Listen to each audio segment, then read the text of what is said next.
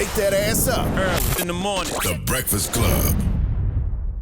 Morning, everybody. It's DJ Envy, Angela Yee, Charlamagne the God. We are the Breakfast Club. We got a special guest in the building. Yes, indeed. Now, this is her second time on the show. I missed it the first time. She was on Zoom, though. We were on Zoom the first time. Yeah. Yeah, and I had, I don't know what I had. But anyway, we have Corey Minor-Smith. Welcome. Thank you. Thank you very much. It's a pleasure to be here this morning. I really appreciate the opportunity to be here with you all. Oh, thank you so much. Well, how are you, first and foremost? I'm still like adrenaline pumping from Sunday. That was just a spectacular event. And last night I got to see Tina Turner. So it was just a lot of exciting things that were happening, but especially excited about that expo and just bringing so many people an introduction to mental health and others elevating their knowledge about mental health. Thank you for being a part of it. I'm so happy that you could speak on the Black Women's Mental Health panel. Yes, it was an absolute pleasure to be on with such dynamic women. Dr. Rita Walker, Dr. Alfie Noble, Tracy Jenkins was on that panel. Right, and Dr. Charlamagne Jackman. Yes. Yes. Yep. So you're not from New York City because you said you seen Tina Turner. Where you from? I'm from Ohio. You're from Ohio? Yes. Okay. And you saw Tina Turner. What was Tina Turner? The play. The play. I was about to say, I was like, man, Tina Turner performed? Yeah, man, the play, man. How was the play? Oh, spectacular. It was a wonderful production. I'm really glad I saw the documentary first. It just gives you an inside view of her life, you know, things that we may not see from the stage. And I just appreciate her drive, you know, after 40, after divorce, after traumatic events in her life, a lack of love, feeling loved by her parents. It was just spectacular to see how she was able to keep at it and succeed in her career. Now, is there anything like How's Love Got to Do with it? Because I tried to watch How's Love Got to Do with it. I couldn't watch it. I mean, it's a great movie, but personally, for me, I was just like, it's too much. It's definitely triggering for some people. And she has even admitted in the documentary she doesn't like to think about that. And it's like the main question that everybody asks her is about the domestic violence with her and Ike and Tina. Yeah. Ike, yeah. And she just kind of wanted to leave that alone. She thought if she wrote about it in the book, it'd be over. That would tell the story and she wouldn't be asked about it anymore. But unfortunately, that's just intriguing to people and they want to know. Is that healthy? Oh, I'm sorry. I was going to say, you're an author, a speaker, and an attorney. Yes. And you're a mental health advocate. So how did you get into talking about mental health, dealing with mental health, and trying to break down and help people? Actually, I was thrown into it. 13, 14 years old, just trying to figure out and understand the behaviors that my mother was exhibiting.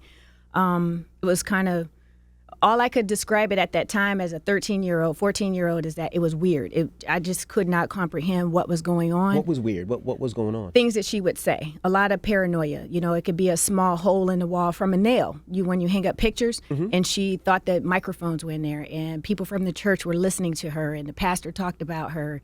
Just a lot of paranoia. But one day she just talked nonstop, and I mean literally just was talking nonstop, talking to people who weren't there. Then she had these ideas of grandiose, if you will, like thinking that she could heal, had miraculous powers, and I didn't know what to do, so I called a relative. My relative came over, was not able to get her to stop talking, so we took her to the emergency room. And I just want to pause there with the emergency room situation because a lot of us don't have medical insurance. And so the emergency room is our medical treatment, and that's where she was first diagnosed. With what? She was diagnosed with manic depression, paranoid schizophrenia. Now, where did I know you study it. Where does it come from? And the reason I ask that is because a lot of people, you don't really notice it until they get to a certain age. You know, like, you know, maybe, you know, your mom was 40 years old and from, you know, 0 to 40, she was fine. And then all of a sudden at 41, something triggered and it started. Absolutely. Do we know where it comes from? Right. And I just want to put my disclaimer out. I'm a lawyer and not a doctor. But from my research, you know, between the ages of like 17, 23, anyone could potentially start exhibiting symptoms of severe mental illness, right? And schizophrenia specifically is described in thirds. Like 1/3 can have one bout of symptoms and never experience them again. The second third, where I believe my mother is, they could be in and out of mental institutions, on and off the streets, just on and off treatment, and that will be their life for the rest of their lives. And then the third of people are people we may see any day in any city USA on the streets, living on the streets, undiagnosed, or maybe they're diagnosed but untreated, and eventually may die by their own hands or the hands of others. So it's a very scary situation, but at the same time, any one of us can be impacted with mental health conditions. But as far as severe mental illness, it could be a traumatic brain injury Tiffany Haddish talks about her mother being in a car accident. Absolutely. And after that, she started exhibiting symptoms of mental illness. So really, I just encourage people to not wait till you're in a crisis, not wait till you can't handle it by yourself, but to make it a regular part of your everyday, every year at least, physical exams, that you also do a mental health assessment. It doesn't mean that anything is wrong, but you don't want to wait till something is wrong to get help. Can we talk about, the impact that, dealing with somebody that you love who has a mental illness, the impact that has on the family? Because I've been noticing that the past year, and that's why we did a breakout room at the Mental Health Expo for, people who have people in their family who have schizophrenia, bipolar, whatever, and the what it does to their mental health. Right. That's a great distinction, for example, because we can talk about self-care all day long, but self-care is not really addressing severe mental illness, because those are severe mind-altering behaviors, dealing with delusions and hallucinations.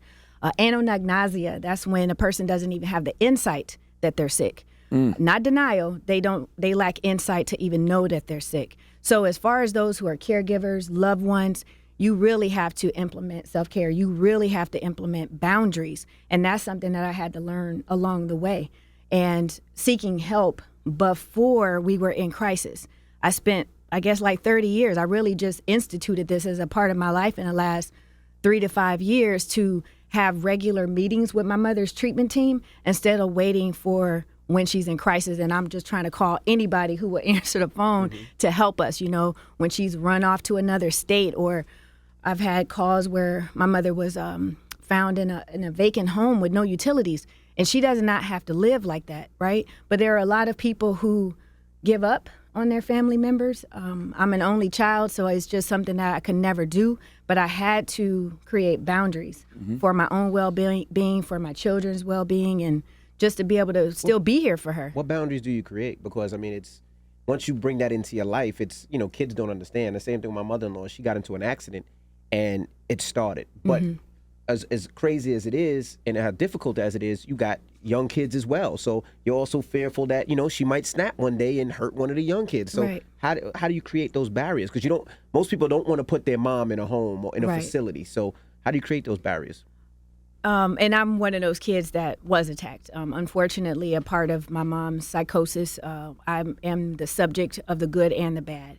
And I became a part of the system, if you will, because she attacked me and I was removed from the home. But with that, the boundaries that I have learned to create is to rely on the treatment team, to have a relationship with law enforcement, to have a relationship with medical providers, to have a relationship with her caseworkers or anyone that's a part of her wraparound services, and to let them know that I am there and that I'm involved. So there are times where I could directly be involved with my mom, directly meet in person, going to go talk to her, taking her to the store, doing different things directly with her. But if there is a time where I'm on the bad end, I cannot directly be involved. So I then am like I talk through or communicate through the treatment team individuals who she may be receptive of at that time. So it's a give and take of something I have to balance each day, and knowing how my mother may or may not receive me, but all the while knowing that there is love there, as difficult as it may be. And so I just created a tips and tools for others to love their loved one through this severe mental illness. You spoke about Tina Turner earlier and how she didn't want to talk about certain traumas. Is that healthy? I think it's individual to each person. Okay. Some people can openly talk about it and not, be impacted. For me, it's, day by day. So some days I feel like I start talking about this stuff like I'm facing reality and I could just break down crying at any given moment. Other times I'm able to just talk about it in hopes that it's helping someone else. I used to not say what happened to my mother. I would just say, she became ill and could no longer take care of me. But as I was continuing to be invited to speak to classes of students, young people, they're so inquisitive. I appreciate that about them. But, the more and more questions were being asked, well, what happened to your mom? Like, what, how did she become sick? And when I found that I expressed and shared and disclosed, it helped a lot of people. Other people were able to identify with family members in their household or close family members or friends that may have had the same type of diagnosis or the same types of behavior.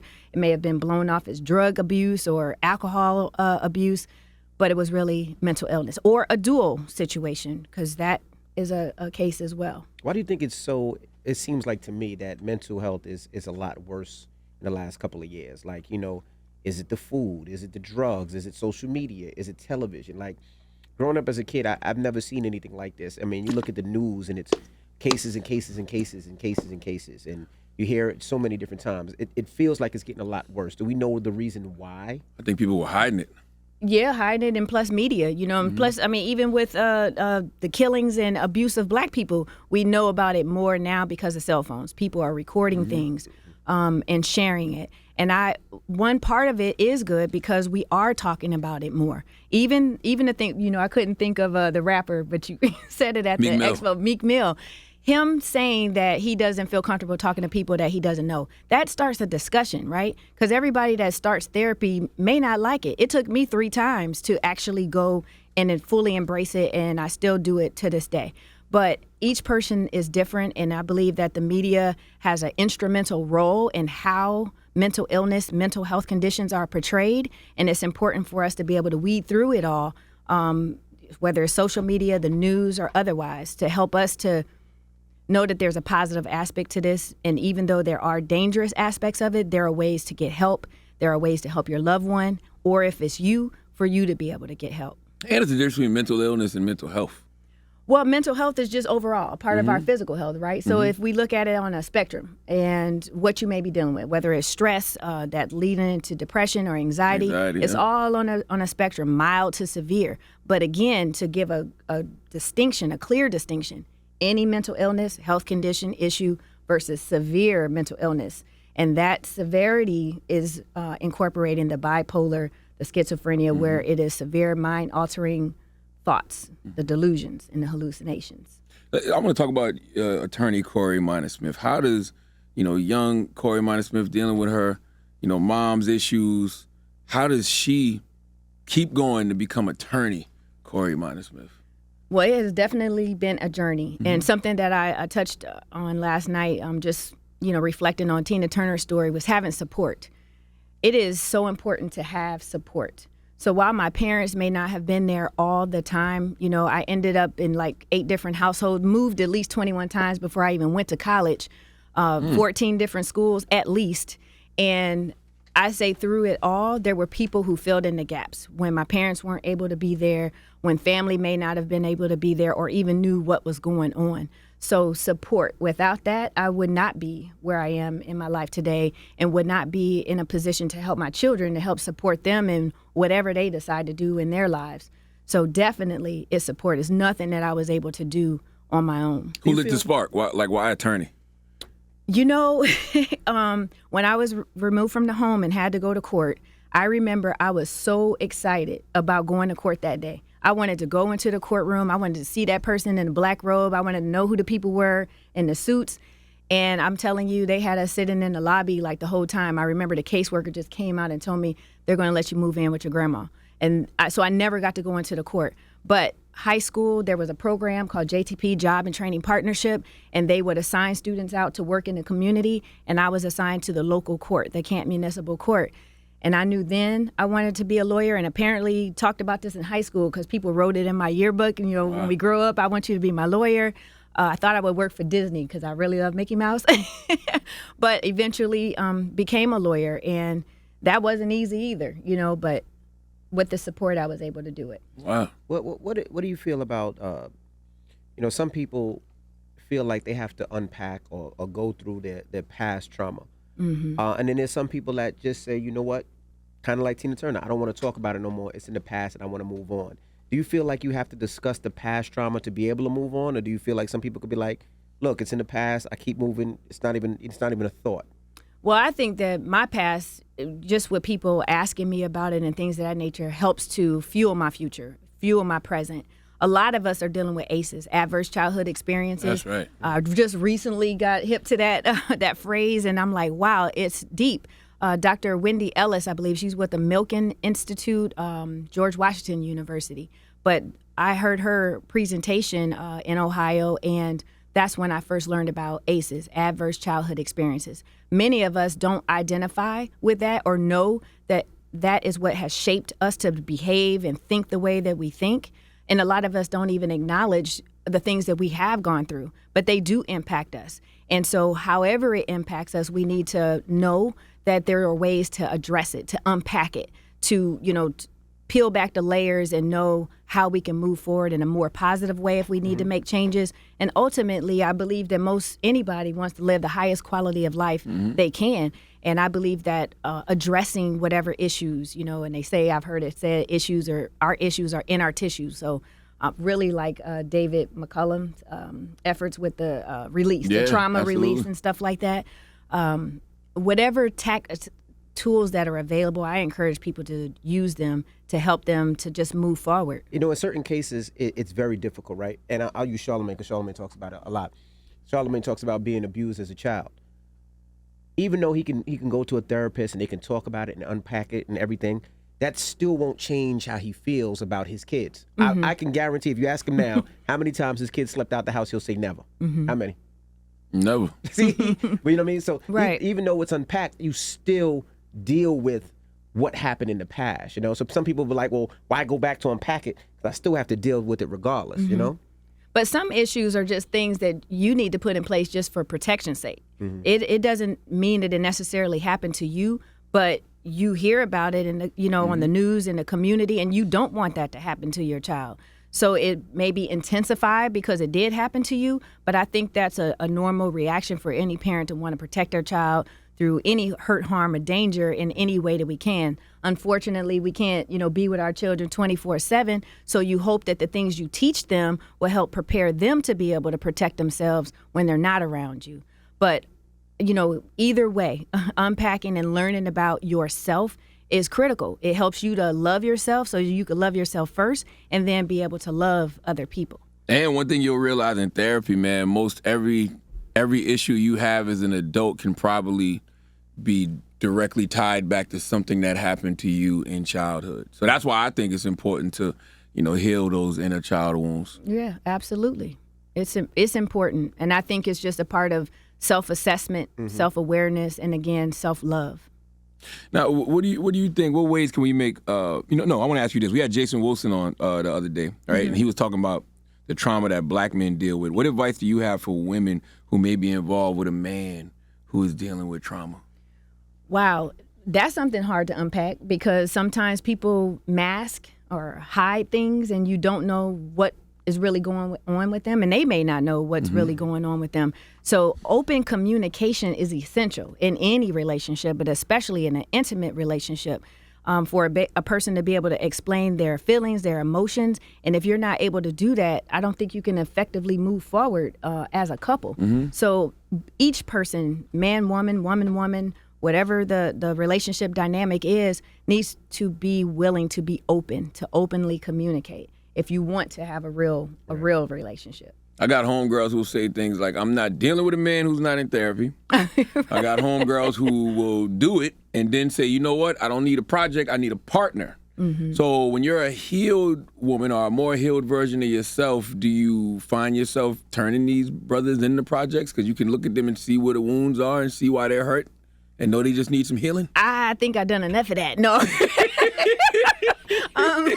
No, I don't want a project. I am willing to work with an individual and move forward. But again, do you really want to move forward, or are we just going to swirl around in the issues and that's going to be the excuse all the time? And, we talking about Tina Turner, but that's kind of how she was trapped with Ike. He kept it right there where he would manipulate her, basically, so you're going to leave me like everybody else. So no matter what, you're right. I'm beating you for 16 years, but I'm just going to keep throwing this out here that, you said you would never leave me. Well, at some point, you're going to, as it depicted in the play, you got to break those promises. Whatever the promise may be, if it's starting to impact you physically, mentally, emotionally, spiritually, it's time to let it go. Stacey Abrams, I just truly appreciate her. She, ran for governor in Georgia, and she talked about having goals and having this Excel spreadsheet where she tracked her goals and assessed them annually or periodically to determine if the goal still meets her needs or still is a part of her passion or what she should do. Sometimes there's not. And sometimes that includes a person. You know, sometimes that includes most anything you might be connected to in life, a job, you know, any relationship. Sometimes it's no longer healthy and you need to let it go. You can agree to disagree and part ways amicably, and move forward in your individual lives. And I think that people just need to find ways to just live healthy in their relationships and let relationships go in a healthy way. But you know, in most relationships, right, you know, when you first start dating somebody, you don't really necessarily meet them, right? They always say you meet their representative, which I say is true. I got a 19-year-old daughter. I tell my daughter the same thing. The first person you meet, you're not going to necessarily meet him, right? Because they're going to put their best foot forward. But when do you get to the part where you can have those real conversations? And what do those real conversations mean? I've been married 20 years, but I feel like I didn't have those real conversations to probably 10 years ago. Mm-hmm. Reason being is, yeah, we have, but it's something that you go through that puts you to your bottom, that you be like, I don't want it to be like this. I want it to be healthy. I want to be honest, whether it's good, bad, or whatever, you know? So how do you get to that point in a relationship? What would you tell somebody? Wow. I still rely on communication and honesty, as you said. A maturity level, it takes a certain maturity level to have open conversations as well. I was 23 when I got married, and I was married for like 12 years. It didn't work out, you know, and again, having to just try to part in a healthy way. But most importantly, if you reach, I saw a couple that talked about all the things that went wrong in their relationship, right? You got to find a way. If you want to make it through, then you find a way together. Therapy could be an essential part of that. Therapy's bad if you lie in therapy. Well, honesty. We already said honesty. Because most people do that. Because I remember, you know, me and my wife went to a therapy when we first got married. And it wasn't good because I was lying in therapy. Mm-hmm. You know what I mean? I was saying what I thought that the therapist and my wife wanted to hear. So you're a manipulator. I was. Oh my God. That's number one. You have to be honest. Because but I mean, I was young. I was 22 years old, whatever. It was. But I didn't know myself. You know, you think about, you're trying to paint a picture. Yes, I'm this, I'm that. But then you realize it wasn't that at all. But then you realize that didn't help anybody. Right. No, you're in therapy to do the work. Yeah, you're there to actually do some real uncomfortable work. Right. And healing hurts. It does. Mm-hmm. And you have to be willing to bear that pain for a moment and work through it, right? And honesty, maturity is essential in therapy, going together, and are we really going to do this, or are we playing games? Correct. And somebody has to have their eyes open wide enough to know whether the other person is just playing games. Absolutely. Yeah. You might not have trusted your therapist. That probably, and you know, it's difficult because this was a long time ago. So people weren't talking about therapy. This was something that, you know, in the church, they want you to go see a therapist before you get married. So you go and you're sitting there, and now, no disrespect, but I don't know this older white guy. He doesn't know my culture. So he's sitting there talking to me, and I'm like, nigga. So it wasn't the pastor? It wasn't the pastor of the church? No, you went to a therapist. They want you to go to a couples therapy. Okay. But that's why cultural competency is so important. You got to have culturally competent, you know, therapists and psychiatrists. I didn't trust them. Marriage counselors. Mm-hmm.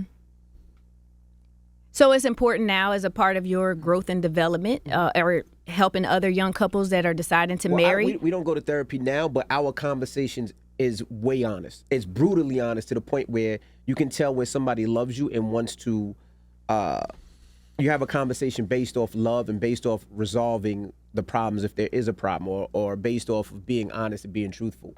So, you know, it's a lot easier. It's a lot more difficult. But it's easier now because we've been together so long. There's nothing that I can say to her that I know will make her, you know, she'll probably get upset and angry, but not make her want to listen and resolve the situation. And the same thing with us. But it took time to get to that point. You know what I mean? Because I was an insecure person. I was that guy that you tell your daughter, don't go with him. Because I was insecure. I had a problem. I didn't want my wife to wear this. I was that guy. Mm-hmm. But I had to deal with myself first to see why I was that guy. But would you recommend therapy to younger couples? Even though you're not in it anymore, did you find any value that you would recommend it for others? Yeah, absolutely. Mm-hmm. Absolutely. I think what a therapist is good sometimes when it comes to couples, they're a referee. Mm-hmm. So it's sometimes I feel like in relationships, the woman feels like she's not heard, or the man feels like he's not heard. And I think sometimes in therapy, both can be heard. Right. So I would definitely recommend it. Right. Absolutely. What are some strategies that you recommend for people who are trying to unwrap like past hurt and trauma?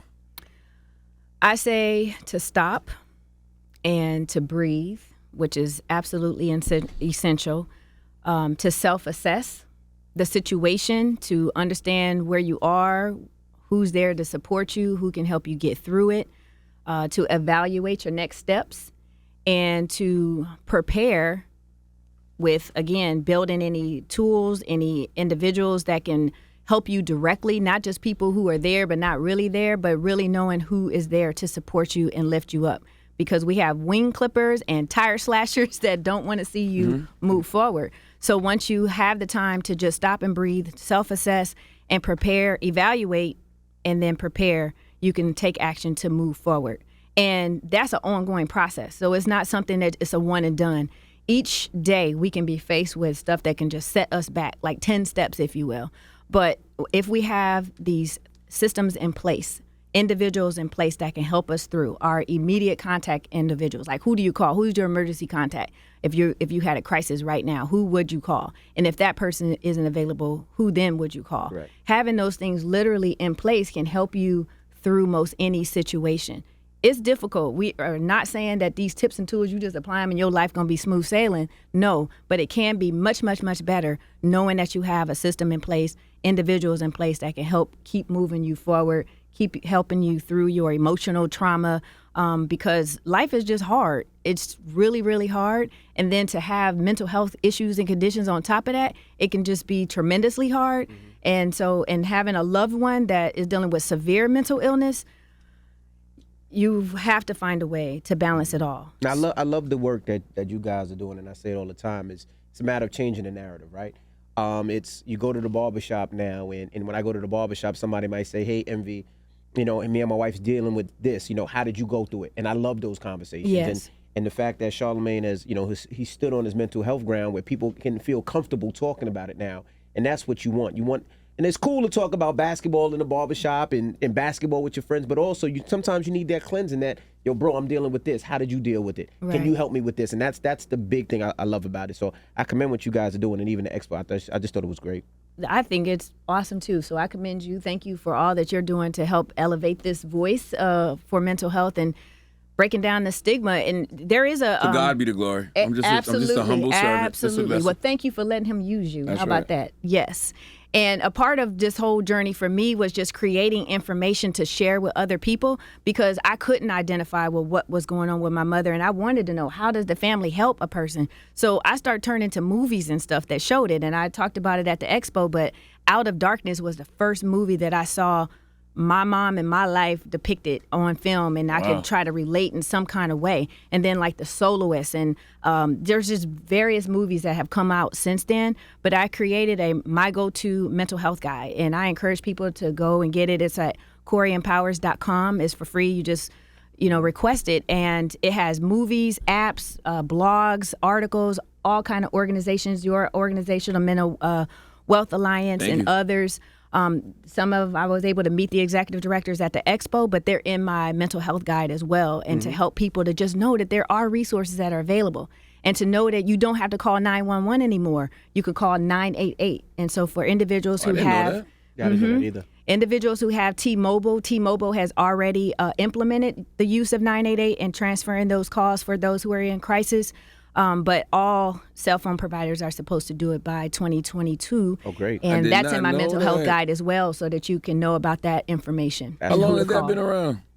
Well, they just passed it. I think, was it last year or so? Yes. Wow. Because last year I had a friend commit suicide, and like we called 911 prior to do a wellness check, and they was like, oh, we can't do it unless the person hasn't harmed themselves or harmed somebody. And I'm like, huh? By that point, Yes. it's too late. Yes. Makes no sense, right? It's the laws it's unfortunate that the laws are the way they are, and it makes it so difficult to help. But it was like a pendulum swing, so it was too easy to just get people committed, right? And now it's too hard to get people committed involuntarily. People were taken advantage of. Their estates, like all their money and assets, were taken because it was so easy to just put them in a mental institution. And just refer to a movie called Gaslight, because that was kind of like the premise of that movie. I think it's a 1940s movie. But at any rate, now it's like the laws can be very, very challenging going through the probate process, getting a guardian ad litem. Britney Spears' case has made that, more public knowledge as far as a conservatorship. But there are things in place to protect people's rights. And that's why it's essential that if you are a loved one who has someone living with severe mental illness, that you know about the steps that you can take to help that person. And in the case of a crisis, there are numbers to call. You can text 741-741 NAMI, and any organization still uses the 741-741 to get information and help when there is a crisis going on. But 988 is a number that can be called specifically for mental health crisis situations. And you're an attorney. What happens when you have a day, but you got a case? You know what I mean? Like, what do you do? Well, actually, I had a day and I had a case, and I actually cried. Wow. I had to be excused. I asked the court to be excused from my proceeding because I was literally at the table presenting my case. But the defendant was a woman who was showing signs of mental illness, and it was like she transformed into my mother. Oh, and it triggered you. Oh, unfortunately, unfortunately, I had just come into court from a call that I could not finish the call, but they were calling to tell me about some situation my mother was in right then. But I couldn't address it because I had to go into court. So I'm together, I'm composed, I'm at the table presenting my case, but the defendant, as she continued to talk, it was like her voice just kind of transformed into my mother's voice. And I told the bailiff, I did at church, I did like this, and I asked to be excused. And as soon as I got through the door of the magistrate's chambers, I just cried. And I had to just get myself together. I appreciate the court for letting me do that. But I shared for the first time on Facebook, because I don't usually share like this type of stuff on Facebook, but I shared, and it helped other people. You're like, yeah, lawyers cry too. Lawyers have issues too. We all have issues, but we have to try so hard to mask it or whatever the case may be. In that particular situation, I could not hold it in. Did you win the case? Well, you know what? I don't even call it win. The judgment was granted, but I don't consider it a win because it was dealing with housing, and unfortunately, there's just so many issues related to mental health, and one of the first things that they that goes is the housing. And then because of an eviction record, it's hard to get housing, and it's just a vicious cycle of terrible issues. You posted on Instagram, too, that it's important to feel all the feels. You was watching Inside Out, the Disney movie. Yes. Why do we need to feel all of our feelings? We have to allow ourselves to feel all the feelings. That's why we have them, right? And if you try to hold in your anger or suppress things, it is bottled up.